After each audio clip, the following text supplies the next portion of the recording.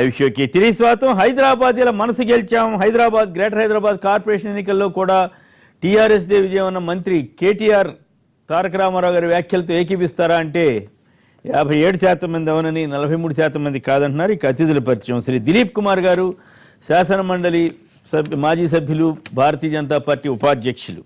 శ్రీ గండ్ర వెంకటరమణారెడ్డి గారు, Congress party senior నేత, మాజీ చీఫ్ విప్, అలాగే మాజీ ఎమ్మెల్సీ కూడా. శ్రీ ఉదయ్ భాను గారు, ఏపీ శాసనసభ మాజీ సభ్యులు, మాజీ whip, YSR Congress party senior నేత. ఇక శ్రీ బల్క సుమన్ గారు, టీఆర్ఎస్ సీనియర్ నేత, లోక్సభ సభ్యులు, పెద్దపల్లికి ప్రాతినిధ్యం వహిస్తున్న లోక్సభ సభ్యులు, వారు కూడా మనతో చర్చలో పాల్గొంటారు. ఇక ఫిరాయింపుల పర్వమా లేక ఏకంగా అసలు అభ్యర్థులే టీఆర్ఎస్లో చేరిపోతున్న వైనం అందరినీ దృష్టిని ఆకర్షిస్తోంది. ఇది టీఆర్ఎస్ కొనుగోలు చేసేస్తోంది అని చెప్పి రాహుల్ చంద్రశేఖర్ రెడ్డి గారు, లేదా షబ్బీర్ అలీ గారు, ఉత్తమ్ కుమార్ రెడ్డి, జానారెడ్డి గారు వీళ్ళంతా కూడా తీవ్ర స్థాయిలో ఆరోపణలు చేస్తున్నారు. మరోవైపు ఆదిలాబాద్, మెదక్, నిజామాబాద్, కరీంనగర్, ఆ మాటకు వస్తే ఇక్కడ వరంగల్ ప్రముఖుడైనటువంటి మన వెంకటరమణారెడ్డి గారు ఉన్నారు. వారి జిల్లాలో సైతం ఆ పని జరిగింది. ఎందుకు వెంకటరమణారెడ్డి గారు అంటే మరి అంత ధైర్యవంతుడు కదా, అక్కడ ఎందుకు పోటీ చేయలేకపోయారు? ముందు వారిని అడుగుదాం. ఏమిటి కాంగ్రెస్ పరిస్థితి ఎట్లా అయిపోయింది? సరే, టీడీపీ నుంచి విజయరామారావు గారు వెళ్ళిపోవటం, టీడీపీ వాళ్ళు కూడా విత్డ్రా అయ్యారు, నేనేం కాదనట్లేదు. బట్ కాంగ్రెస్గా మీరు ఇక్కడ ప్రధాన ప్రతిపక్షంగా ఇంత బలహీనపడిపోతున్నారేంటి? జానారెడ్డి గారు, అనుచరులు అందరూ వెళ్ళిపోతున్నారట. అంటే టీఆర్ఎస్ పార్టీ కొత్త రాష్ట్రం వచ్చింది, కొత్త రాజకీయాలు ఉంటాయి, కొత్త సాంప్రదాయాలు ఉంటాయి అని చెప్పింది. అంటే కొత్త సాంప్రదాయాలకు నిర్వచనం కేసీఆర్ గారు ఏంటంటే, ఇంత నిశ్చితగా పార్టీ ఫిరాయింపులను ప్రోత్సహించడం, ఏ స్థాయిని, గ్రామ స్థాయి నుంచి వరకు శాసనసభ సభ్యుడి వరకు కూడా ఎవరిని కూడా వదలకుండా ఈరోజు తీసుకునే పద్ధతి, ఫిరాయింపులను ప్రోత్సహించే పద్ధతి. ఈ పద్ధతిలో సంఖ్యాపరంగా కాంగ్రెస్ పార్టీకి వరంగల్ జిల్లాలో గెలిచినటువంటి ఎంపీటీసీలు నిజంగా పార్టీ గుర్తింపు ఇవ్వాల్సిన వాళ్ళు మెజార్టీ కాంగ్రెస్ పార్టీ వాళ్ళే. కానీ ఈ మధ్య 1.5 yearలో ఎవరిని మిగిలనియకుండా అందరినీ కూడా పార్టీలలో చేర్చుకున్న తర్వాత సంఖ్యాపరంగా మాకు తక్కువ ఉంది అక్కడ ఆ జిల్లాలో. ఉన్నప్పుడు పోటీ చేయడం వస్తే మళ్ళీ ఓటుకు నోటు కేసులే కావాలి. నిజంగా ఓటుకు నోటు కేసును మీరు బాగా ప్రచారంలో తీసుకొచ్చారు. ఓటుకు నోటు, ఆ ఓటుకు నోటు కోసం వరంగల్ జిల్లాలో మేము పోటీ పెడితే ఒక 400 కేసులు కావాలి. ఎందుకంటే ఇటు డబ్బులు తీసుకోవడం, ఆ డబ్బులు తీసుకోవడం, ఇది మళ్ళీ తీసుకున్నటువంటి అభ్యర్థులను డబ్బు ఇచ్చేందుకు మీ వాళ్ళు మీకు ఓట్లు వేస్తారని మీరు లిమిటెడ్ ఓటింగ్ కదా. అది ఎమ్మెల్యేల మీరు 400 మంది ఎంపీటీసీలు, కౌన్సిలర్లు ఉన్నారనుకుందాం, వాళ్ళలో పోగా మిగిలిన వాళ్ళే మీ ఓటేస్తారని మీరు పోటీ చేయొచ్చుగా. ఆ పరిస్థితి లేదు కదా ఈ రోజు. భయమా? భయం కూడా కాదు. మీరు భయం, ఎవరు భయపడి బ్రతకడం లేదు ఈ సమాజంలో. భయపడి బతకాల్సిన అవసరం ఎవరికి? మరి ఎందుకు? ప్రజాస్వామ్యం అంటే కంటెస్ట్. ఇప్పుడు అనుకుంటే గెలవరనుకుంటే కొన్ని పార్టీలు పోటీ చేయకూడదు. శ్రీనివాస గారు, మీరు శాసనసభ్యుల నుంచి రాజ్యసభ సభ్యులకు ఎన్నికలు జరుగుతాయి. ఒక పార్టీకి 10 మంది ఎమ్మెల్యేలు ఉంటారు. ఉన్నప్పుడు అక్కడ పోటీ పెట్టారు. ఎందుకంటే ఆ పోటీ పెట్టడంలో అర్థం లేదు. ఇప్పుడు కూడా స్థానిక సంస్థల నుంచి కాంగ్రెస్ పార్టీ ఎందుకు పోటీ పెట్టలేదంటే, మా సభ్యులను ఇదివరకే చాలా మంది వాళ్ళ దిక్కు తీసుకున్న తర్వాత మేము పోటీ పెట్టి మళ్ళీ దానికి బేరసారాలకు అవకాశం లేదు, వదిలేసాం. మీరు ఎగ్జాంపుల్ ఇచ్చారనుకుందాం, వరంగల్, నిజామాబాద్ విత్డ్రా అయిపోవడం, క్యాండిడేట్లు విత్డ్రా అయిపోవడం ఏంటి? అంటే మీరు క్యాండిడేట్ సెలక్షన్ లో లోపమా, లేకపోతే భయపడ్డారా, లేదా టీఆర్ఎస్ వాళ్ళు కొనేసారా? ఎట్లా ఏం జరుగుతుంది అసలు? అంటే ఒక రకమైనటువంటి ప్రలోభ పెట్టడం. నీకు కాంగ్రెస్ ఉంటే ఏమొస్తుంది, అభ్యర్థిగా పోటీ చేస్తే ఏమొస్తుంది, మా దగ్గర మీకు ఏదో వస్తుంది, ఏదో వస్తుంది, నీ చెప్ప ఏదో వస్తుందో అడిగి పోయిన వాళ్ళని అడగాలి. ఏమొస్తుంది అంటే అభ్యర్థులనే మేనేజ్ చేయడం. ఈ రకంగా ఇది ప్రజాస్వామ్యం ఇంత పరాకాష్ఠకు చేరినటువంటి పరిస్థితి. మెదక్లో మీరు దారిపోయిన ఎవరు కార్యకర్త అసలు ఎవరికి గుర్తింపు లేని వాళ్ళకి ఇచ్చారంట. అసలు ఎట్లా మరి ఎట్లా ఇస్తారు? ఇవ్వకపోతేనేమో ఇవ్వలేదంటారు. గుర్తింపు కొత్త ఎవరు అన్నారు గుర్తింపు లేని వ్యక్తులకి ఇచ్చారు. అతను గుర్తింపు ఉన్నవాడే. అంటే ఒకేసారి ఎవరు కూడా గుర్తింపులోకి రారు. టికెట్ ఇచ్చిన తర్వాత గుర్తింపు కాదు, ఆ పద్ధతిలో ఇచ్చారు. అది కూడా ఇట్లా ఎవరినైనా పెట్టుకుని వచ్చు కదా. ఇప్పుడు జగ్గారెడ్డి లాంటి మొన్ననే ఆయన పోటీ చేశాడు. ఎగ్జాంపుల్ ఆసక్తి కూడా చూపెట్టాడు. ఎందుకు జారిపోతున్నారు? నిజంగా జారిపోతున్నారు అంటే అసలు ప్రధాన ప్రతిపక్షంగా ఉన్నటువంటి కాంగ్రెస్ తెలంగాణలో ఇంత బలహీనంగా ఉందా అన్నది నా ప్రశ్న. బలహీనం ఏం లేదు. ఇది కాంగ్రెస్ పార్టీ బలహీనంగా లేదు, లేకపోతే ఎదుటి పార్టీ చర్యలు అంత విచ్చలవిడిగా జరుగుతూ ఉన్నప్పుడు మరి సుప్రీంకోర్టులు కూడా చూస్తాంలే అన్నప్పుడు ఇంకేం చేయగలుగుతాం మేము? మరి అల్టిమేట్గా ఏంది, భారతదేశంలో అత్యున్నత న్యాయస్థానం హైకోర్టును ఆశ్రయించడం, ఇంటర్ఫేర్ కాలేమన్నారు. పార్టీ ఫిరాయింపులను ఒక పార్టీకి గెలిచిన ఎమ్మెల్యేని తీసుకొచ్చే మంత్రి చేసిండ్రు, ఒక పార్టీ నుంచి గెలిచినటువంటి ఎమ్మెల్యేలు డైరెక్ట్ గా ముఖ్యమంత్రి కండలు కలిసి ఆహ్వానిస్తున్నాడు, ముఖ్యమంత్రి కార్యాలయాలు సెక్రటరియట్ కూడా తప్పడం లేదు. ఈ పరిస్థితులలో మేము చేయగలిగింది ఏమున్నది? ప్రజలకు అన్ని విషయాలు మీ ద్వారా చెప్తా ఉన్నాం, మీడియా ద్వారా. ఇగో ఇది జరుగుతూ ఉన్నది, ఇది ఉల్లంఘన జరుగుతూ ఉన్నది, ఈ రకంగా జరుగుతుందో చెప్తున్నాం. తర్వాత ప్రజలు కూడా మీకు డిపాజిట్ రానివ్వలేదు. రాకపోనియండి, ప్రజలకు ఇష్టం ఉన్నప్పుడు జరుగుతున్నటువంటి దాన్ని మేము చూస్తాం. వాళ్ళు చెప్పడం మా బాధ్యత, వాళ్ళ నిర్ణయానికి వదిలేస్తున్నాం. అల్టిమేట్ గా 2019 మా టార్గెట్. 2019లో ఇవన్నీ విషయాలు మొత్తం నాయకులంతా వెళ్ళిపోతే ఖాళీ అయిపోతే కాంగ్రెస్ పార్టీ 77లో కూడా 78లో ఎమర్జెన్సీ తర్వాత మొత్తం పోయింది. కాంగ్రెస్ పార్టీ లేదన్నారు, కాంగ్రెస్ పార్టీ వచ్చింది, మళ్ళీ తిరిగి అధికారం 26 సీట్లు వచ్చిన కూడా అయిపోయింది అన్నారు, మళ్ళీ అధికారంలోకి వచ్చింది. ఈ రోజు కూడా అదే పరిస్థితి. ఈ రోజు టిఆర్ఎస్ పార్టీ మరి ఎవరు పోయినా క్షేత్రస్థాయిలో కార్యకర్తలు నాయకులు ఉన్నారు. ఖచ్చితంగా ఈ అన్నిటికీ సమాధానం మాకు ఈ జనరల్ ఎలక్షన్స్ టాప్ 2019 శాసనసభ పార్లమెంట్ ఎన్నికలే మా యొక్క టార్గెట్. ఇప్పుడు గెలవకపోతే అప్పుడు గెలవగలుగుతారా కదా శ్రీనివాస్ గారు? మీరే టీఆర్ఎస్ పార్టీ 10 సీట్లు 2009లో, కేసీఆర్ గారు 9 నెలలు మీడియా ముందుకు రాలి, ఇంట్లో నుంచి ఎవరిని కలవలే. ముఖ్యమంత్రి అయింది కదా, పత్రికల్లో దుకాణం బంద్ అన్నారు. ఎవరు దుకాణం బంద్ చేయాలన్నా ప్రజలు బంద్ చేస్తారు, మనం బంద్ చేద్దామంటే బంద్ కాదు. అల్టిమేట్ గా ప్రజలు చాలా ఇంటెలిజెంట్. దిలీప్ గారు మీరేమంటారు? మీ పార్టీ ఇంకేముంది, అసలు మేమే ఆల్టర్నేటివ్ అంటే అసలు పోటీ చేయలేకపోయారు కదా, పోటీ చేయటం లేదా ఇద్దరు కలిసే చేయలేకపోయారు.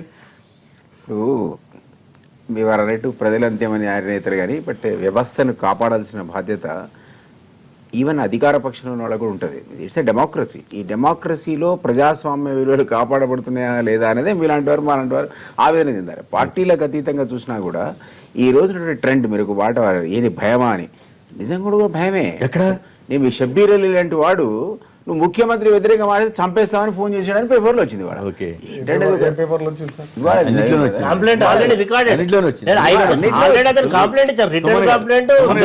సమాచారం కోసం అన్నిట్లోనే వచ్చింది. ఆయన లాంటి వాడే అంత అగ్రనేత లాంటి వాడు నన్ను చంపుతామని ఫోన్ కాల్ వచ్చిందని కంప్లైంట్ చేసిన పరిస్థితి ఉంటే మీరు కూడా వరంగల్లో కూడా భయం ఉందా? నేను భయం లేదంటారంటే నేను మాకేం భయం? ఆయన పాపం ఆత్మవిశ్వాసం మీ గురించి ఈ రోజు నా గురించి చెప్పారా? నాకైతే భయం లేదు. నేను ఎవరికి భయపడే స్వభావం నాది కాదు. నిర్ణయం ప్రకారం ఆయన మాటల్లోనే ఎమ్మెల్యేలు ఎంపీలు ఆ స్థాయిలో ఉన్నటువంటి అసలు వాళ్ళ ప్రెసిడెంట్ ఒకప్పుడు 2 టర్మ్స్ ప్రెసిడెంట్ ఆయన వెళ్ళిపోయాడు. ఫ్యాకెంట్ ఆఫ్ హిస్ లైఫ్ లో డి శ్రీనివాస్ లాంటి వెళ్ళిపోయాడు. ఈ రోజు విజయరామారావు సిబిఐ డైరెక్టర్ గా ఉండి మొత్తం తెలంగాణ చరిత్రకు ఒక మలుపు ఆయన. ఆ రోజు టర్నింగ్ పాయింట్. ఇట్లా ఆయన మంత్రి అనే కారణం వల్లనే ఈయన కోపం వచ్చి తెలంగాణ ఉద్యమంలో జాయిన్ అయిపోయాడు. అంత ప్రచారం జరిగింది కదా. నన్ను ఫినిష్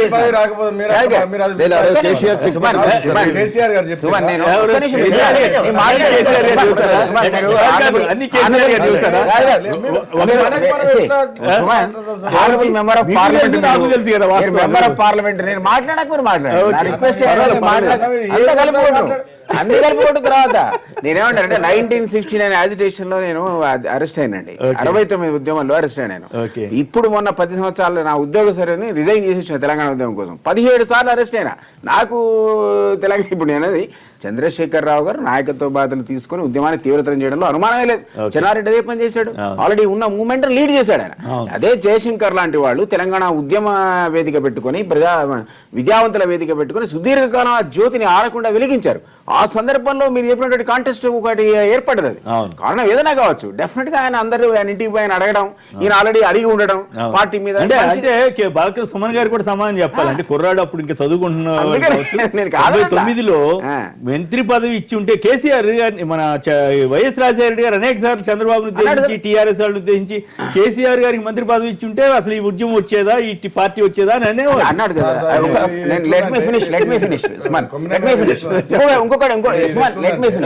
ఆఫ్రికాలో ట్రైన్ నుండి గాంధీ గారిని దోసేస్తే ఇక్కడికి వచ్చి స్వాతంత్ర పోరాటం చేసి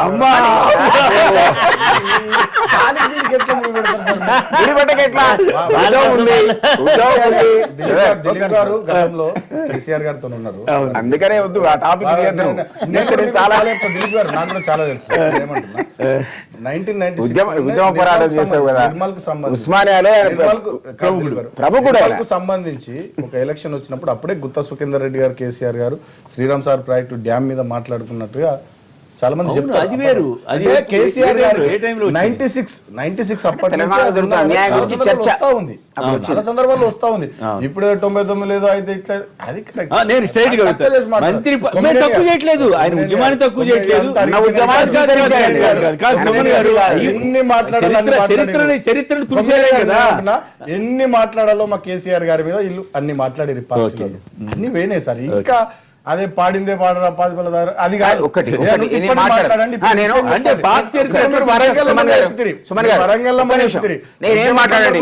కేసీఆర్ గురించి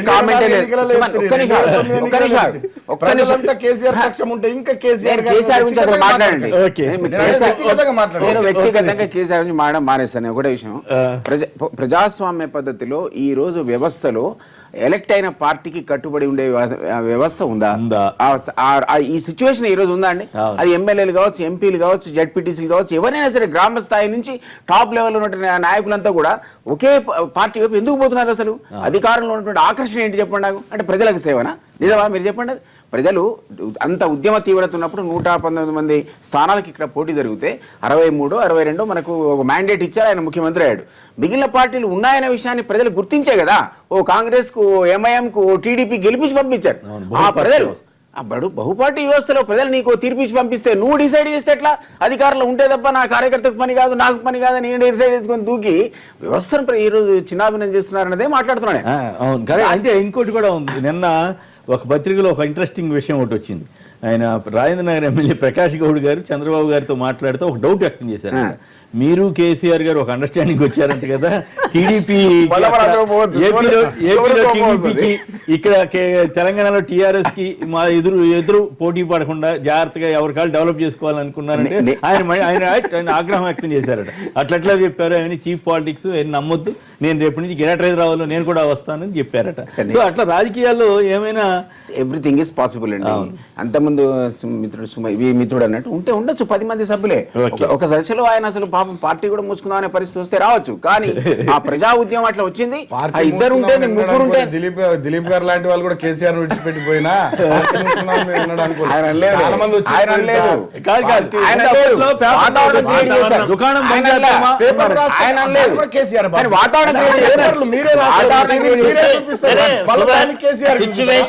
సిచ్యువేషన్ అనేది ఎట్లా ఉండే, ఇప్పుడు ఎట్లా ఉన్నది, ఈ రోజు మమ్మల్ని కూడా అంటా ఉన్నారు, ఇప్పుడు ఎట్లా ఉండదు, రేపు ఎట్లా ఉండదు చెప్తా ఉన్నారు. అల్టిమేట్ గా ఈ రోజు పరిస్థితి ఇట్లనే ఉండదు, రేపు నేను ఫినిష్ చేస్తాను. సుమన్ గారు నేను ఏమన్నట్లు ఏమన్నానంటే అది వాస్తవాన్ని ఉద్యమకారుడు ఆయన గురించి డ్యూ రెస్పెక్ట్ ఏమంటే నిజంగా కూడా ఆ రోజు 10 మంది ఎమ్మెల్యేలు వచ్చారని నిస్పృహగూలే ఆయన పాపం కొంచెం విచారంగా ఉన్న సందర్భంలో ఆ ఉన్న 10 మందిలో 5గురిని పాపం వీళ్ళు తీసేసుకున్నారండి. ఉన్న 2 ఎంపీల్లో ఒకళ్ళని తీసేసుకున్నారు ఆల్మోస్ట్. ముగ్గురు వేరే పార్టీకి ఎమ్మెల్సీ ఎలక్షన్ లో ఆ రోజుల్లో మేనేజ్ చేశాడు ఆయన. పార్టీ సస్పెండ్ చేసిందా లేదా ముగ్గురిని? అవును, ఆయనే కదా తెలంగాణ టీఆర్ఎస్ పార్టీ చేసిన వాళ్ళు పార్టీ సస్పెండ్ చేసింది. ఆ ఎమ్మెల్యే క్రాస్ ఓటింగ్ చేశారు, ఊరికే ప్రకటన ఇచ్చారు, మళ్ళీ వెనక్కి తీసేస్తున్నారు. ఇక సుకుమార్ గారు మాట్లాడే ముందుగా, ఉదయ్ భాను గారు మాట్లాడారు ముందుగా, నల్గొండ నుంచి అశోక్ గారు లైన్ లో ఉన్నారు. అశోక్ గారు నమస్కారం, చెప్పండి ఎట్లా ఉంది మీకు అక్కడ కోమటిరెడ్డి రాజగోపాల్ రెడ్డి వర్సెస్ చెన్నారెడ్డి గారు? ఎట్లా ఉంది ఎమ్మెల్సీ ఎలక్షన్ మీద మీకు అవగాహన ఉంటే చెప్పండి. నమస్కారం సార్, అక్కడ ఉన్న వాళ్ళందరికీ నమస్కారం. మాట్లాడండి సార్. నేను టీఆర్ఎస్ పార్టీ వ్యక్తిని. సో గొడవ లేదు, అట్లయితే తప్పు లేదు, చెప్పండి. టీఆర్ఎస్ పార్టీ వ్యక్తిని కావచ్చు, కానీ మా ప్రభుత్వం చేసే పనులు కానీ ఇలాంటివి ఏం నచ్చట్లేదు సార్. ఇప్పుడు మా ప్రభుత్వం ప్రతిపక్ష నేతలను కొనుక్కొని, అభ్యర్థులను కొనుక్కొని చీప్ రాజకీయాలు చేయడం చాలా దురదృష్టకరం. ఆగండి మీరు, ఒక నిమిషం ఆగండి, మీరు ఒక్క నిమిషం ఆగండి అన్న, ఆగండి.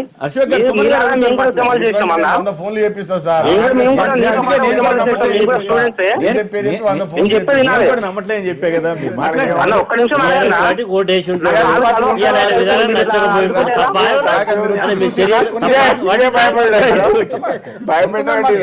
కొంటుందా? ఎవరిని కొన్నాం? వచ్చి చూసి వీళ్ళంతా చిన్న పిల్లగాళ్ళు కరెక్ట్ కాదు సార్. నేను అశోక్ అడగండి, మీరు మాట్లాడండి. అన్న అదన్న బల్కసమన్న ఎందుకు ఆశపడుతున్నావు? అశోక్ గారు నీ లెక్క 100 ఫోన్లు చేపిస్తా నేను కాంగ్రెస్ పార్టీ పేరు మీద అదన్నా మేము కూడా టీఆర్ఎస్ పార్టీ నేను కూడా 8th క్లాస్ నుంచి టీఆర్ఎస్ ఉంటున్నా మాట్లాడకు నాకు కూడా ఉంటుంది ఎదురు నాకు ఉంటుంది. నేను టీఆర్ఎస్ ఎమ్మెల్యే కేసిన ఎంపీ కేసిన ఓటు కొనడం అనే మాట కరెక్ట్ కాదు. నేను ఏమంటున్నాను సార్ ఇవాళ సహజంగానే సార్ వీళ్ళందరూ ఇప్పుడు మా డిస్ట్రిక్ట్ లో చూసుకుంటే భువనగిరి మున్సిపాలిటీలో మీరు ఎప్పుడైనా తీసుకోగలరు అది. నేను అనేది సార్ ఇప్పుడు కొనడం అనే మాట కరెక్ట్ కాదు. ఇవాళ మేము అధికార పార్టీ ప్రలోభం అనే వార్డు కూడా కరెక్ట్ కాదు. వారి అభిప్రాయం, వెంకటరమణ అన్న అభిప్రాయం, దిలీప్ గారి అభిప్రాయం, అవి వారి అభిప్రాయం. నేనేమంటున్నా సార్ సహజంగానే మాది అధికార పార్టీ, మా ప్రభుత్వం, మేము మంచి పనులు చేస్తున్నాం. ఇవాళ మంచి పనులు చేస్తున్నాం కాబట్టి మేము చేసే మంచి కార్యక్రమాలకు ఆకర్షితులే మా పార్టీలోకి వస్తే రావచ్చు. మేము ఎవరిని ప్రలోభాలకు గురి చేయట్లేదు, ఎవరిని బెదిరించట్లేదు. అంత గత్యంతరం అంత అవసరం మాకు లేదు. ప్లస్ అంత సంకుచితమైనటువంటి మన తెలంగాణలో మేమే ఉండాలి, ఎవ్వరు ఉండొద్దు, ఇది మా రాజ్యం అనేటటువంటి అంత నీచపు మనస్తత్వం, సంకుచిత మనస్తత్వం మాకు లేదు. గతంలో మా పార్టీ లేకుండా చేయాలని ఏ పార్టీలు చూసినా ప్రజలందరికీ తెలుసు. నేను దాంట్లో పోను. మేము అట్లా అనుకుంటలేము. మేము డెమోక్రటిక్ గా పని చేసుకుంటున్నాం, మా పని మేము చేసుకుంటున్నాం. సో ఆ క్రమంలో సార్ ఏం జరుగుతుందంటే సహజంగానే మంచి కార్యక్రమాలు జరుగుతాయి. సంక్షేమ పథకాలైనా అభివృద్ధి కార్యక్రమాలైనా మంచిగా జరుగుతున్నాయి కాబట్టి సహజంగానే ఆకర్షితులై వస్తూ ఉన్నారు. అందరు గమనించాల్సినటువంటి విషయం వాళ్ళు ఎవరు చిన్నపిల్లలు కాదు సార్. ఓకే, ఇక్కడే ఒక చిన్న డౌట్ వచ్చింది. అదేంటంటే మీరు అంత బాగా ఆకర్షితులైన వాళ్ళు క్యాండిడేట్కి నామినేషన్ వేయటం ఎందుకు, అంత 4 రోజులు ఉండడం ఎందుకు, ఆ తర్వాత విత్డ్రా చేసుకోవడం ఎందుకు? ఈ 4 రోజులు ఆకర్షణ వచ్చిందా, అంతకుముందు లేదా? సార్ ఇప్పుడు అది విత్డ్రా చేసుకున్న ఆదిలాబాద్ సార్ నా మాట వరంగల్ సార్ కొమ్మినేని గారు అది విత్డ్రా చేసుకున్నటువంటి అభ్యర్థులను అడగాల్సిన ప్రశ్న నన్ను అడుగుతున్నారు.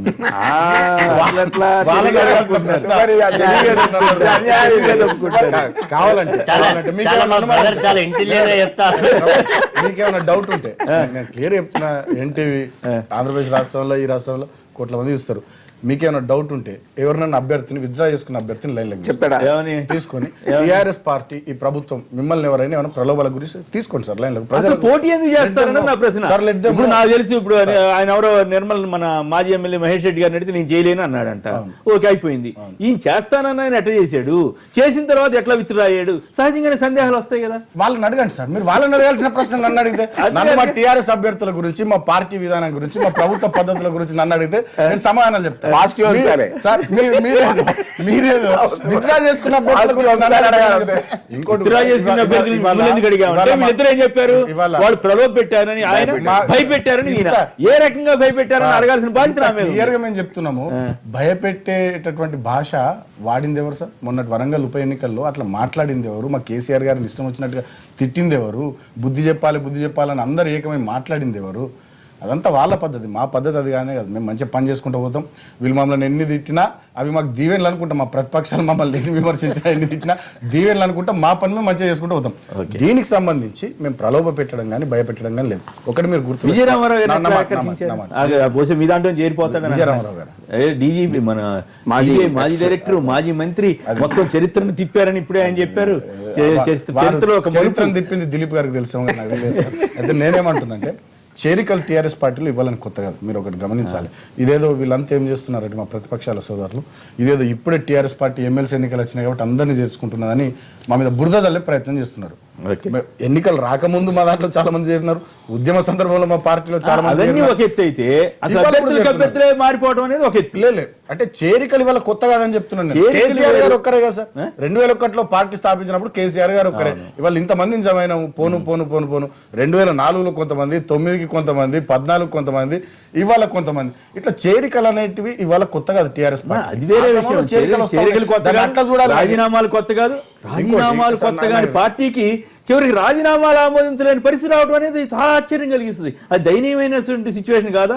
10 మంది ఎమ్మెల్యేలు వేరే పార్టీ వాళ్ళు చేరితే మీరు రాజీనామా ఆమోదించలేని పరిస్థితి. రాజీనామాలు పార్టీ ఆమోదిస్తుందా? కొమ్మినేని గారు పార్టీ స్పీకర్ గారు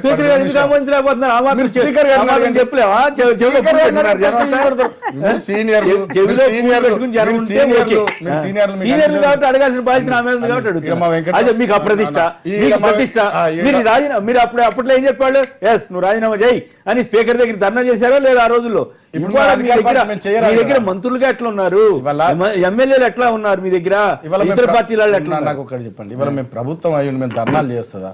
ఇవాళ స్పీకర్ గారు ఎవరైనా రాజీనామాను ఆమోదించకపోతే వీళ్ళు ప్రతిపక్షాల వాళ్ళు ధర్నాలు చేయాలి. మేము వద్దంటున్నాం, మేము ఆపుతున్నాం. మా ప్రతిపక్షాలు అసలు మాకే సంబంధం, స్పీకర్ గారికి మాకే సంబంధం. స్పీకర్ కు పార్టీలు ఉన్నాయండి, స్పీకర్ పార్టీలు ఉన్నాయి. మన వెంకటరమణారెడ్డి గారు ఉన్నారు, వారు వచ్చి ప్రచారం చేశారు. వరంగల్ ఉప ఎన్నికలు వారు వచ్చి ప్రచారం చేశారు. స్పీకర్ అంటే పార్టీలకు అతీతంగా ఉంటారు. ఇంట్లో కూర్చొని మాత్రం అందరిని పిలిపించుకొని గతంలో కాంగ్రెస్ పార్టీ అధికారంలో ఉన్నప్పుడు కూడా మేము ధర్నాలు చేసినాము. స్పీకర్ గారు కాంగ్రెస్ పార్టీ చేసిన దానికి మీకు తేడా ఏమిటి? సుమన్ గారు మీరు ఒప్పుకోపోయినా మాబోటాళ్ళకి ఆ రోజు కాంగ్రెస్ పార్టీ చేసిన దానికి ఈ రోజు మీరు చేసిన పెద్ద తేడా. UT batch original Telangana BT batch అంటే అర్థం కాకపోతే ఒక్క నిమిషం. కృష్ణ గారు నారాయణ ఖేడ్ నుంచి కృష్ణ గారు నమస్కారం అండి, మాట్లాడండి.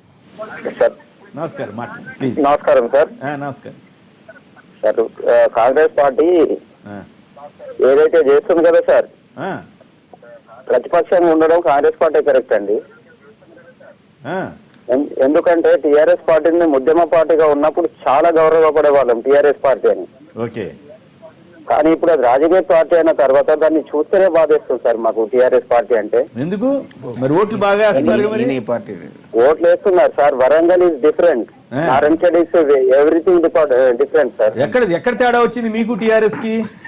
ఎందుకు తేడారా సార్? మీరు చూడండి, శివరాజ్ పాటిల్ గారిని కానీ కొనాల్ బాలరెడ్డి గారిని, శివరాజ్ పాటిల్ ని తీసేసుకున్నారు. దాంట్లో కొలాన్ బాలరెడ్డిని తీసేసుకున్నారు. TDP colon Bala Reddy. పార్టీలో నాయకులు వెళ్ళిపోతున్నారేనా?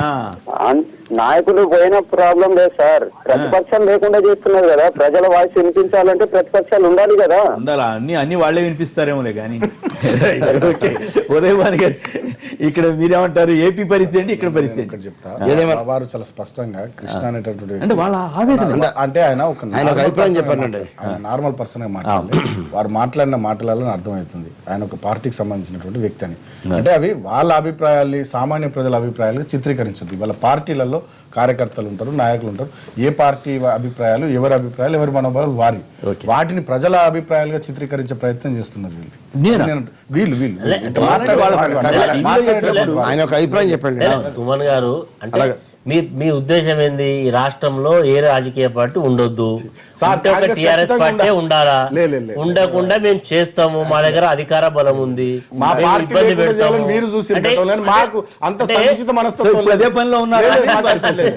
బలహీనంగా ఉండాలి, ఏం మాట్లాడద్దు, మాట్లాడితే షబ్బీర్ లాగా భయపట్టిస్తాం.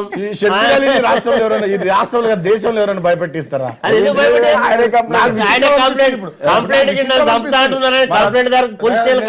నేను అదే అనుకున్నా. షబ్బీర్ అలీ గారు మాట్లాడే మాటలు, వారి భాష అది చూసి వేరే వాళ్ళు భయపడతారు. మరి షబ్బీర్ అలీ గారిని ఎవరు నాకు తెలుసుకోవాలి. మరొకరు ప్రశాంత్ గారు రంగారెడ్డి నుంచి. నమస్కారం అండి, మాట్లాడండి. నమస్కారం అండి అక్కడ ఉన్న వాళ్ళందరికీ నమస్కారం, మాట్లాడండి. టిఆర్ఎస్ వాళ్ళు బాగానే చేస్తున్నారు అభివృద్ధి, కానీ అపోజిషన్ లేకుండా చేయడం ఏంటండి? వాళ్ళు ఆకర్షితులయ్యి పార్టీలో జాయిన్ అవుతారు, విత్డ్రా చేసుకుంటారు అంటారు. అంటే 2-3 days ముందు లేని ఇష్టం ఈ 2 days లో ఎలా వస్తుంది? అడగండి సుమన్ గారు మళ్ళీ ఒకసారి. ప్రజాస్వామ్యంలో ఇటువంటి సాంప్రదాయం మంచిది కాదండి. అది ఇప్పుడు ఏ ప్రభుత్వం సక్సెస్ఫుల్ గా జరగాలంటే 5 సంవత్సరాలు వాళ్ళు కాలపరిమితి ఇచ్చారు, ప్రజలు ఇచ్చారు. కానీ మరీ ఇంత ఆకర్ష చేసుకోవటం, ఎక్కువ మందిని తీసుకోవడం వల్ల వాళ్ళకే నష్టం. అది ఆంధ్ర అయినా సరే, టీఆర్ఎస్, ఆంధ్రప్రదేశ్ టీడీపీ అయినా, ఇక్కడ టీఆర్ఎస్ అయినా మనుగడే ఉండదని చెప్పారు. ఏపీలో చంద్రబాబు నాయుడుకి మాకు 1%. అవును, ఇప్పుడు మారిపోయింది ఆయన అభివృద్ధి కార్యక్రమం. ఇంకా మేము చాలా ఇప్పుడు మాకు ఎన్నిక లేదని రాని బై ఎలక్షన్ వస్తే మా సత్తా ఏంటో చూపిస్తాం. బై ఎలక్షన్ రాకుండా మీరు వస్తే ఇలా జరగదు. ఇలా ఎమ్మెల్సీ ఎలక్షన్ లాగా మా దగ్గర అలా జరగదు. ఇలా జరిగింది కదా, ప్రకాశంలో ఓడిపోయారు, కర్నూలులో ఓడిపోయారు. మీరు ఓడిపోయినప్పటికి కూడా ఇంత టూ మచ్ గా లేదు. టీఆర్ఎస్ లో జరిగినంత ఇది ఏపీలో మాకు లేదు. అక్కడ అంత లేదు. అంటే మీరు గట్టిగా నిలబడుతున్నారంటే చాలా స్ట్రాంగ్ గా నిలబడతాం. ఓకే, నెక్ టు నెక్ మాకు అక్కడ మీకు నెక్ టు నెక్ అంతే. ఈ విధంగా మేము ప్రోత్సహించాం దీన్ని. ఇప్పుడు మీ ఎంపీలు స్పీడ్ అనేది కూడా టీఆర్ఎస్ కూడా ఇంత స్పీడ్ ఉండకూడదు. నెక్ టు నెక్ అయినప్పటికీ కాదండి, ఇద్దరు ఎంపీలు వెళ్ళిపోయారు కదా మీ దగ్గర. మొట్టమొదటి ఎస్పీ రెడ్డి గారు వెళ్ళిపోయాడు. ఎన్నికైనా వెంటనే మీరు చంద్రబాబు గారు ఓకే అంటే 30 మంది ఎమ్మెల్యేలు రెడీగా ఉన్నారని వార్తలు వచ్చినాయి ఆ మధ్య. అసలు వాళ్ళ చంద్రబాబు నాయుడు గారి దగ్గర ఉన్న ఎమ్మెల్యేలు చాలా చాలా అసంతృప్తిగా ఉన్నారు. ఎందుకు? చాలా మంది పనులు అవ్వట్ల, వాళ్ళకి ఏ పనులు అవ్వట్ల, కనీసం మీకు అవ్వలేదంటే అర్థం ఉంది కానీ వాళ్ళకి అవ్వట్ల. అసలు అక్కడ కేవలం తండ్రి కొడుకు ఇద్దరు అంతే అంతే. ఎవరికి అక్కడ లోకేష్ బాబు ఎన్ని రకాల అవినీతులు చేస్తున్నాడు, ఎంత చేస్తున్నాడు కూడా గవర్నమెంట్ ఎన్ని రకాలుగా చేస్తున్నాడు. మంత్రులు తెలియకుండా కూడా ఫైల్ సర్క్యులేషన్ ఆయన దగ్గరికి వెళ్తుంది. ఎవరు చెప్పారు? సంబంధించిన మంత్రులు కూడా తెలియకుండా లోకేష్ బాబు దగ్గరికి వెళ్ళి అప్రూవల్ ఇక్కడ రావాలి. ఎవరు చెప్పారు? మరి ఎవరు మీరెవరు ఎక్కడ ఆపోజిషన్ అసెంబ్లీలో నిలదీస్తాం వాటి మీద. అసెంబ్లీలో నిలదీస్తారా? ఏదైనా ఉదాహరణ చెప్పండి, పలానా ఫైల్ ఇట్లా వెళ్ళిందని. అన్ని పలానా ఫైలు లోకేష్ గారి దగ్గరికి వెళ్ళి ఆమోదం పొందిన తర్వాత వచ్చిందని మీ దగ్గర ఏమైనా ఆధారం ఉందా? ఆధారం లేకుండా అన్యాయంగా ఆరోపణ చేస్తున్నారా? ఇప్పుడు ఏపీలో శాండ్ అండి, శాండ్ మొత్తం కూడా ఏ మైన్ ఎక్కడ ఉండాలి, ఎవరికి ఇవ్వాలి, ఏ డోక్రాకు పేరు మీద అక్కడ నాయకులు కోట్లాది రూపాయలు సంపాదించుకున్నారు. లోకేష్ దగ్గరికి లోకేష్ చెప్పినట్టుగానే ఈస్ట్ గోదావరి సైన్స్ ను మన బాక్సైడ్ కూడా లోకేషే దాని మీద గైడెన్స్. పెన్నా ప్రతాప్ రెడ్డి గారు మీ మనిషి అని, వాళ్ళు మీ బినామీ అని అట్లా. పెన్నా ప్రతాప్ రాజశేఖర రెడ్డి గారు ప్రజా అభిప్రాయం తీసుకుని ప్రజలకు అనుగుణంగా అక్కడ గిరిజనుల యొక్క మనోభావాలు దెబ్బతినకుండా ఉండటం కోసమే రాజశేఖర గారు దాన్ని వెనక్కి తీసుకున్నారు. పెన్నా ప్రతాప్ రెడ్డి అక్కడ ఇవ్వడానికి ప్రయత్నం చేసి దాన్ని వెనక్కి తీసుకున్నారు. వెనక్కి తీసుకో అంటే అక్కడ మనోభావాలు దెబ్బతింటాం కాబట్టి గిరిజనులకి ఆ విధంగా మేము వెళ్తున్నాం అక్కడ. కానీ ఇవాళ చంద్రబాబు నాయుడు ఏకపక్షంగా ప్రజాభిప్రాయానికి వ్యతిరేకంగా అన్ని పనులు కూడా అలా జరుగుతున్నాయి. ఇవాళ ఫిరాయింపుల కోసం ప్రయత్నం చేస్తున్నప్పుడు ఎవరు కూడా వైఎస్ఆర్సీపీ నుంచి కేసీఆర్ గారే బాగా చేయగలుగుతున్నాడు. కేసీఆర్ గారు ఆ విధంగా చేయడం కూడా తప్పేది. ప్రజాస్వామ్యం చాలా విఘాతం. అది అంత స్పీడ్ కూడా వెళ్ళకూడదు. ప్రతిపక్షాలని ప్రజాస్వామ్యాన్ని ఇంత గొప్పగా కాపాడిన వారి పీరియడ్ లో గుర్తు తెచ్చుకోవాలి. రాజశేఖర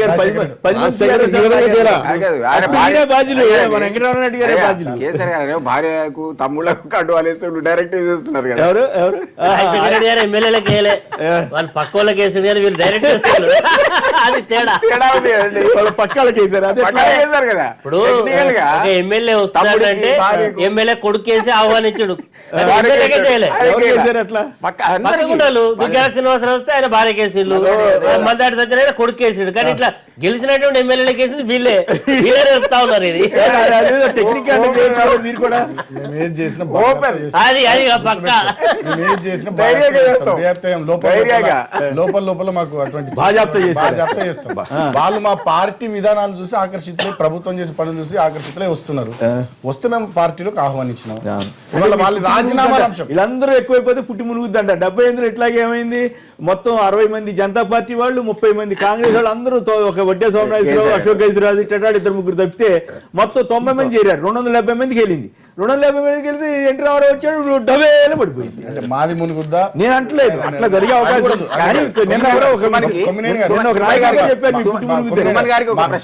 మాది మునుగుద్దా? సుమన్ గారికి ఎవరో ఒకళ్ళు వస్తారేమో. ఒకటే చిన్న ప్రశ్న. ఆయన హానరబుల్ మెంబర్ ఆఫ్ పార్లమెంట్. ఆ పార్లమెంట్ సాక్షిగానే వాళ్ళు చేసిన చట్టమే యాంటీ డిఫెక్షన్ బిల్. ఒక్కడు పోయినా డిస్క్వాలిఫికేషన్. అసలు ఆ చట్టాన్ని మీరు గౌరవిస్తారా? దాన్ని రక్షించడానికి చర్యలు తీసుకుంటారా? మాట్లాడాను గురజాల నుంచి ఒక ఆయన చాలాసేపు ఉంటుంది. గురజాల. హలో ప్రకాష్. నమస్తే సార్. అక్కడ నమస్కారం, మాట్లాడండి. నమస్తే అండి. అక్కడ ఉన్న వాళ్ళందరికీ నమస్కారాలండి. మాట్లాడండి సార్. ఇప్పుడు ఈ ప్రతిపక్ష పార్టీ, తెలంగాణలో ప్రతిపక్ష పార్టీల నుంచి అధికార పార్టీలోకి ఎంతమంది వెళ్ళినా కానీ మళ్ళీ 2019 ఎలక్షన్ల ముందు కనుక సీన్ రివర్స్ అయితే వీళ్ళందరూ మా సొంత ఇంటికి వెళ్ళిపోయి వచ్చినట్టుందని చెప్పి ఆ పార్టీలోకి చేరిపోవడం ఖాయం సార్. గతంలో ఎన్నో చూసాం. ఇప్పుడు అధికార కాంక్షతోనే తప్పితే ఇంక వేరే ఇంకేమీ లేదు సార్. అధికారాన్ని అనుభవించడమే ఇక్కడ చేయం. రైట్. ఎట్లా ఉంది ఏపీలో? ఎట్లా ఉంది ఇక్కడ? తెలుగుదేశం వాళ్ళు చాలా బాధపడుతున్నారు. ప్రజాస్వామ్యం ఫిరాయింపులతో భంగపడుతోందని రాహుల్ చంద్రశేఖర్ రెడ్డి గారు వాళ్ళంతా నేను చాలా బాధపడ్డారు. ఏపీలో ఎట్లా ఉంది అనుకుంటున్నారు మిత్రమా? ఏపీలో బానే ఉంది సార్. ఇక్కడ ఒకళ్ళిద్దరు తప్పితే, అంటే ఇప్పుడు ఆ కొత్త గీత ఒకళ్ళు కానీ, లేకపోతే ఫస్ట్ ఎలక్షన్ అయిపోగానే ఎస్పీవై రెడ్డి గారు ఒకళ్ళిద్దరు తప్ప మిగతా వాళ్ళు ఎవరిని తెలుగుదేశం పార్టీ ఆకర్షించినట్టు కానీ వాళ్ళు వెళ్తా ఉన్నట్టు కానీ ఎక్కడ సంకేతాలు కనపడలేదు సార్. Okay, right. సో కొంత బెటర్ అంటారు అట్లయితే. మరొకరు దేవదాస్ గారు, మరొకరు. హలో, నమస్కారం అండి. సార్ నమస్కారం సార్. అక్కడ ఉన్న పెద్దలందరికీ సార్ నమస్కారం, మాట్లాడండి సార్ ఇప్పుడు టిఆర్ఎస్ ప్రభుత్వం చేపడుతున్న కార్యక్రమాలు కొంత మేరకు ఓకే, కానీ వాళ్ళు ప్రతి సందర్భంలో ఉద్యమ పార్టీ చెప్పుకుంటున్న సందర్భము చాలా గొప్పది. కానీ పార్టీ గొప్పది అనే సందర్భంలోనే కార్యక్రమాలను కూడా గొప్పగానే తీసుకువెళ్ళాలి సార్. ఇప్పుడు ఈ ప్రజాస్వామ్యంలో ప్రతి ఒక్కరికి స్వేచ్ఛ ఉన్నా ప్రతి అంశం మీద ప్రజలు అబ్జర్వేషన్ చేస్తున్నారు. ఈ ప్రోత్సహించడం అనేది కరెక్ట్ కాదు. ఇంకొకటి, వాళ్ళు ఇప్పుడు ఉదాహరణ నీటిపారుదల శాఖలో ఒక సీనియర్ ఇరిగేషన్ అధికారిని వెంట పెట్టుకొని తిరుగుతున్నారు. అది చాలా గొప్పది. ఓకే, ఇట్లను ఈ వీళ్ళ మీద కూడా, ఈ ప్రోత్సహించే మీద కూడా ఈ మేధావి వర్గము చెప్పేదాన్ని వాళ్ళు స్పందిస్తారా? అక్కడ సుమనన్న ఉన్నాడు.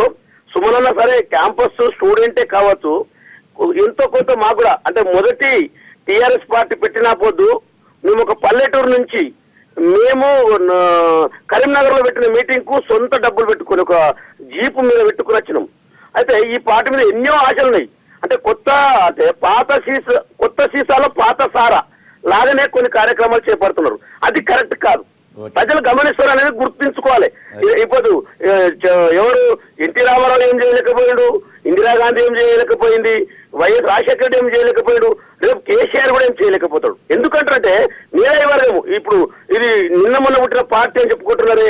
కానీ ఇంకొక వాళ్ళు అన్న జవాబు చెప్పాలి. ఒక దళితుడికి ముఖ్యమంత్రి చేస్తాము అని చెప్పుకున్నారు. అది పాత చరిత్ర కదా, మళ్ళీ ఎన్నిసార్లు అడిగినా వాళ్ళు అదే చెప్తారు, మేమే చేసామలే అని చెప్తారు. ఓకే, సుమన్ గారు చెప్పారు. అన్నదానికి చెప్తున్నాను, నేను దళితున్నే, మేమే అందరం కేసీఆర్ గారు ముఖ్యమంత్రి ఉండాలని చెప్పినాం. ఎందుకంటే మీరు చెప్పడం వేరు, ఆయన హామీ వేరు, అది కదా తేడా. లేలే, వారు అన్నదానికి దళితుని ముఖ్యమంత్రిని చేస్తా అన్నారు, కేసీఆర్ గారు చేయలేరు అన్నదాన్ని నేను చెప్తున్నా. ఎన్నికలకు ముందు కేసీఆర్ గారు దళితుని ముఖ్యమంత్రిని చేస్తా అన్నారు. కానీ టీఆర్ఎస్ పార్టీ మేమంతా గెలిచిన ఎంపీలం, ఎమ్మెల్యేలం, ఎమ్మెల్సీల సమావేశం అయిన తర్వాత పార్టీ ఫ్లోర్ లీడర్ని ఎన్నుకునేటటువంటి సందర్భంలో మేమే చెప్పినాం, ఇవాళ ఏపీ రీఆర్గనైజేషన్ యాక్ట్ ప్రకారం అన్ని పంపకాలు సరిగ్గా జరగాలి, ఇలాంటి క్రూషియల్ టైంలో ఖచ్చితంగా మీరే ముఖ్యమంత్రి ఉండాలని చెప్పి మేమే అన్నాం, దళితులమే అన్నాం, మీరే ఉండాలని కేసీఆర్ గారు అట్లాగే అంటారు కదా, మన నాయకుడిని కాదని మనం ఇప్పుడు అట్లా కాదు కదా. ఇప్పుడు అదే ఆయన కేసీఆర్ చేస్తున్నాయి అన్నమాట నిజమే, కానీ పొరపాటు వారు అన్నారు కేసీఆర్ గారు నేను ఉండా అన్నారు, లేదు మీరే ఉండాలని మేము అంత అన్నాం. రియల్ అధ్యక్షుడు కూడా అన్నాడు స్టేజ్ లో, ఎందుకు టిఆర్ఎస్ మీటింగ్ లో ఎందుకు రాకముందు అన్నారు. అందరం మేమంతా కలిసి రెజల్యూషన్ పాస్ చేసి మీరు తప్ప మాకు గత్యంతరం లేదన్న డెఫినెట్ గా మీరు అన్నట్టుగా ఆ కార్యకర్తగా నాయకులుగా నేను అట్లే అంటారు లీడర్స్ ని. ఇటువంటి సందర్భంలో కేసీఆర్ ఉండడం, వారు ఉండడమే కరెక్ట్ అని చెప్పి మేము అనుకున్నాం. కాబట్టి వారినే మా పార్టీ నేతగా అసెంబ్లీలో పార్టీ కరెక్టే. కానీ ఓవరాల్ గా చూస్తే మనకు వచ్చే కాల్స్ కానీ అవన్నీ చూస్తే మీరు చేస్తున్న దాంట్లో కొన్ని పనులు, మంచి పనులు చేస్తున్నప్పటికి కూడా ఈ కార్యక్రమం, ఈ రకమైనటువంటి అట్రాక్షన్ అనేది కొంచెం నష్టం చేస్తుంది. నేను ఒకటి చెప్తున్నాను, నిజంగా మేము ఏమైనా తప్పులు చేస్తే మేము ఆత్మవిమర్శ చేసుకోవడానికి, వాటిని సరిదిద్దుకోవడానికి సిద్ధం. మేమేదో విజయ గర్వంతో మేము పొంగిపోతలేము. కానీ ఒకటి మీరు కూడా గమనించాలి, అసలు నిజంగా ఈ ప్రతిపక్ష పార్టీలు గింతంత ఇంత గగ్గోలు పెడుతున్నాయి. మొన్న వరంగల్ ఎన్నికలకు ముందు ఎంత గగ్గోలు పెట్టినాయి కొన్ని పేపర్లు ఈ ప్రతిపక్షాలు. ఒక ముఖ్యమంత్రికి వ్యతిరేకంగా సభలో చెప్పు చూపిస్తే తప్పది అన్న, వీళ్ళు సన్మానం చేశారు, బీజేపీ వాళ్ళు టీడీపీ వాళ్ళు సన్మానం చేస్తే తప్పని చెప్పి ప్రజలు మంచి తీర్పు ఇచ్చారు. ఇవాళ కూడా ఈ చేరికల అంశాన్ని నేను ఇందాక కూడా ముందు కూడా డిస్కషన్ చెప్పిన, అది ఇవ్వాలని కొత్త కాదు, ఇప్పటి నుంచో టీఆర్ఎస్ పార్టీలో చేరికలు అనేటటువంటి జరుగుతున్నాయి. ఈ మధ్య మేము ఏదో చేయకూడదు చేస్తున్నామని మళ్ళీ ఒక విష ప్రచారం, మొన్నటిదాకా రైతుల ఆత్మహత్యల విషయంలో ఇట్లా మొత్తం ఒక సెక్షన్ ఆఫ్ మీడియా వీళ్ళంతా కలిసి చేశారు, మళ్ళీ వాళ్ళ చేరికల విషయంలో మమ్మల్ని ప్రజల ముందు దోషిగా నిలబెట్టే ప్రయత్నం చేస్తున్నారు. ఇంకోటి విషయం కూడా నేను గుర్తు చేస్తున్నా, బీజేపీ వాళ్ళు దోషం కాదంటారు అన్న మాట, బీజేపీ వాళ్ళు ఉన్నారు. ఇవల్ల వాళ్ళ అధికార పక్షం కేంద్రంలో, ఇవాళ కాంగ్రెస్ పార్టీకి సీట్లు తక్కువ వచ్చినాయి, కానీ ప్రధాన ప్రతిపక్ష హోదా ఇవ్వాల్సినటువంటి నైతిక బాధ్యత వాళ్ళ మీద ఉండే, వాళ్ళు ఇవ్వలే. అటువంటి వాళ్ళ వల్ల ప్రతిపక్షాలను మీరు ఇట్లా చేస్తున్నారు మమ్మల్ని అంటారు. కాంగ్రెస్ పార్టీ 74 ఎమర్జెన్సీ పీరియడ్ లో మొత్తం ప్రతిపక్ష నాయకులను తీసుకుని పోయి జైల్లో పెట్టింది. అసలు విచక్షణ రహితమైనటువంటి కార్యక్రమాలు, అప్పుడు చెప్పాలంటే గంట సేపు డిస్కషన్ మనం పొడిగించుకోవాలి. అటువంటి కాంగ్రెస్ పార్టీ అటువంటి కాంగ్రెస్ పార్టీ ఇవాళ మమ్మల్ని, అరే నేను పుట్టాను, నేను 83లో పుట్టా కాంటలే, అక్కడ చరిత్ర కదా అది, నేను పుట్టినప్పుడు చరిత్ర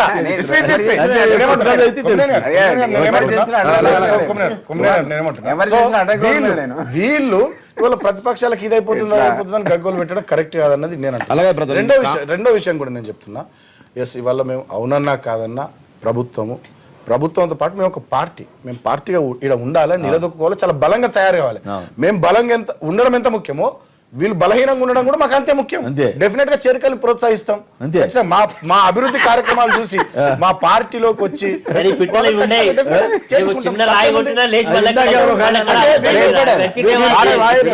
గారు వీళ్ళు ఇతర పార్టీల నాయకులు చేర్చుకుంటలేరా? కాంగ్రెస్ పార్టీ నాయకులు వాళ్ళ అధికారంలో ఉన్నప్పుడు ఇతర పార్టీ మా పార్టీని చీల్చాలని చూసినారు, వీళ్ళు మమ్మల్ని మాట్లాడుతున్నారు.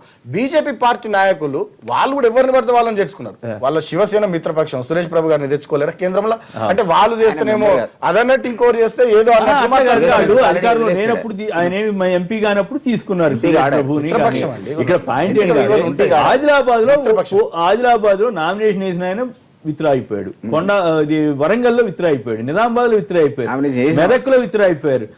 ఎట్లా దీనివల్ల చాలా కామన్ మ్యాన్ లో చాలా వ్యతిరేకత వస్తుంది. దీనివల్ల వస్తుందా? చాలా వ్యతిరేకత వస్తుంది. నాయకుల్లో సంతోషంగా ఉండొచ్చు, ప్రభుత్వంలో ఉన్న పవన్ రాజశేఖర్ గారు కూడా అదే పని చేశారు, కానీ ఇంత టూ మచ్ చేయాలి, ఇంత విపరీతంగా చేయాలి. అదే పక్కన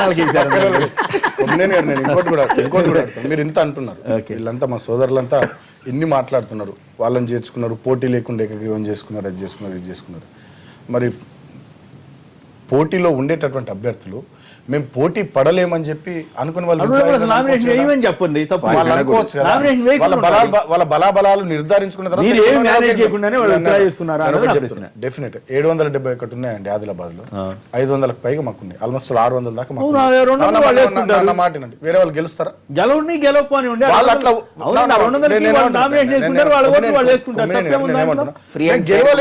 మేము గెలవలేనప్పుడు ఉండడం ఎందుకని వాళ్ళు విత్డ్రా కావచ్చు. మీరు అట్లెందుకు ఆలోచించారు?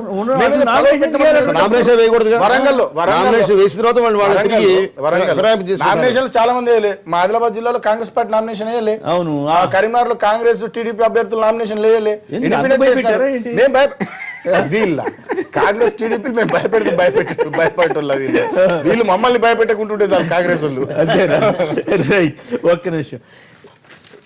ఏపీలో అదే హైదరాబాద్ లో ప్రజల మనసులను మేమే గెలుచుకున్నామని, టీఆర్ఎస్ గెలుపు ఖాయమని మంత్రి కేటీఆర్ అంటున్న వ్యాఖ్యలతో ఏకీపిస్తారా అంటే 65% మంది అవునంటున్నారు, 35% మంది కాదంటున్నారు. ఇప్పుడు చిన్న విరామం తర్వాత మరి హైదరాబాద్ లో కూడా ఎట్లా జరుగుతుందో సుమన్ గారిని తెలుసుకుందాం.